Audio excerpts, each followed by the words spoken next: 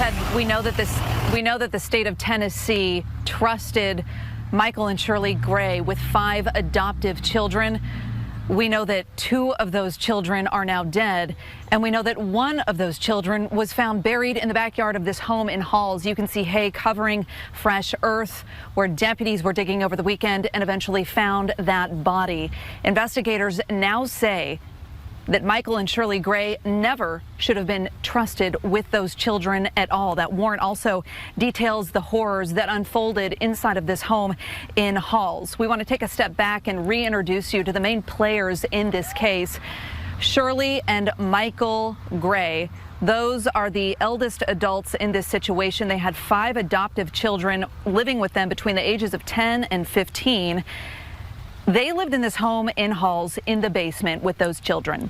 On the upper level, their adult son, Michael Anthony Gray Jr., and his boyfriend lived together. Now, a surviving son claims that kids were locked in a cage and starved and confined for periods of time in the basement of this home in Halls. We do know that deputies took a large dog cage, as you mentioned, Ted, with a reverse lock and a peephole out of the home while conducting a search warrant. But that surviving son claims his brother fell ill at one point after a period of confinement and starvation and then disappeared. That surviving son says the parents told him the child was removed by DCS. Now, back to that search that was conducted largely yesterday. Deputies searched the home. They pulled out full sections of walls from this house and collected it as evidence. They pulled out TVs, phones, computers, a receipt for a gun, a diaper box full of pornographic material, receipts, a receipt from Home Depot. The list goes on and on. A door, an entire door and door frame were pulled from this home yesterday.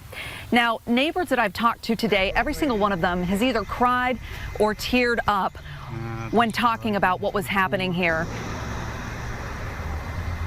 Talk to me about what you knew about the children. Well, there's 2 little girls, and they were older than the little boys. And the girls, you could hold a conversation with them just like adults, especially the oldest one. And the little boys, they never had much to say, but they were always wanting somebody to love them. What did you make of the adults? Weird. When I say that, they were hard to talk to. It seems like a lot of neighbors feel awful about this. Yeah, we do. Me included, because just thinking something like that's going on right next door to you, across the street, and you didn't pick up on it. I think how stupid could I be? What else about the adults living in the home struck you as odd? Well, the elderly man had a bike, a Honda. And he would get out and just ride it around just maybe half a block here in the subdivision. No helmet or nothing on. But I never could figure that out. Why he didn't take it on a ride somewhere with all the other guys that were riding the bikes. No, he stayed by himself.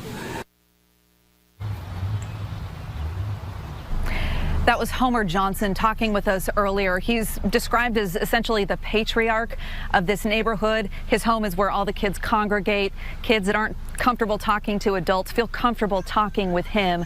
I think one of the most striking things he said to me was that the younger boys seemed starved for attention. They so desperately wanted him to talk to them and give them that attention. This whole case essentially was cracked wide open by one of the adoptive children that was found wandering alone in Roane County, where the family eventually moved to. Our Robert Grant is here to talk more about what that child did to spark this entire investigation. Robert. Yeah, Amanda, we want to talk about that in just a bit, but first, looking again at the front of the house here, you see the area where investigators were just yesterday pulling out some of that evidence, sifting through. Neighbors on the sidelines here watching on with so many questions. And I think sometimes they knew the answer, and it was the answer that they feared, one that they found out today.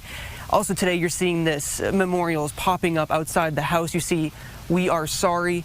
rest in peace, little stuffed animals placed around, flowers in honor of these 2 children that lost their lives and died buried in the backyard here in this Halls home. A similar memorial you also see in Roane County. You take a look at some of the footage of the scene that we had just from earlier today. I was just over there. In fact, if you think of it this way, the child there in Roane County, if it weren't for that child bringing investigators' attention to this, the second body in Halls may not have been found. But you're seeing a lot of similar signs over there in Roane County. Sorry, rest in peace. A really heartbreaking thing for the families, for the neighbors over there. And talking to some of them, you really see tears actually breaking down, especially when you're talking to some of the parents and some of the families. They have kids of their own. They can't imagine, they can't fathom something like this, Amanda. But it's a hard reality to swallow for them. It's a hard reality for the neighborhood here in Halls as you guys get this live look again, talking to so many of them around here. But they know that they will be able to move forward once again in the weeks to come, Amanda. It's just a matter of accepting, grieving, and it'll just take time, I think. Every single neighbor that I've talked to has expressed some extreme level of helplessness, that this was going on next door. They had no idea. They had no opportunity to help or stop it. Robert Grant, thank you. We want to get back to that warrant that WVLT News was first to tell you about and bring you today. We broke this story. It shows that the adults that were living in this home knew about the abuse happening in the basement. Most directly, Michael Gray Jr., the couple's son, adult son who lived in the upper level. Investigators say he definitely knew that the children were being abused and confined in the basement. The warrant also goes on to say that Michael and Shirley Gray never reported those 2 children as dead, yet continued to collect adoption benefits from the state of Tennessee along with other financial benefits. The warrant goes another step further, and it says that Gray Jr. claimed the dead children as his dependents on his federal tax return forms. Jr. in the affidavit apparently told investigators that he was told by his parents the kids were removed from the home and sent to live with other families. This, of course, brings about another question. What is DCS's role in this? Was the state aware of any of this happening? Were the children adopted from Tennessee or a different state? We did hear from DCS today. They say because of very strict child protection laws and privacy laws, they are not able to disclose any information about this case.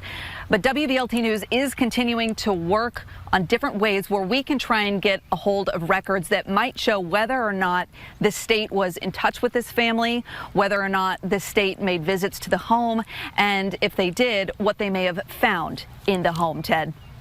Amanda, tell me what neighbors told you about the kids. How many times would they see these kids? I imagine at one point there were 5 adopted children living in that home at Halls.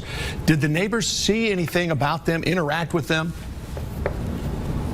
It's kind of interesting depending on who you talk to. A neighbor directly across the street said, you know, I wasn't quite sure that these kids even lived here full time. We would see them occasionally, but we weren't under the impression that they even lived here. We thought they were just visiting periodically. Then I talked to another neighbor whose property we're actually standing on now. He says, I only saw the kids when a camper pulled in, so I didn't know they were living here either. And his property butts up to this home.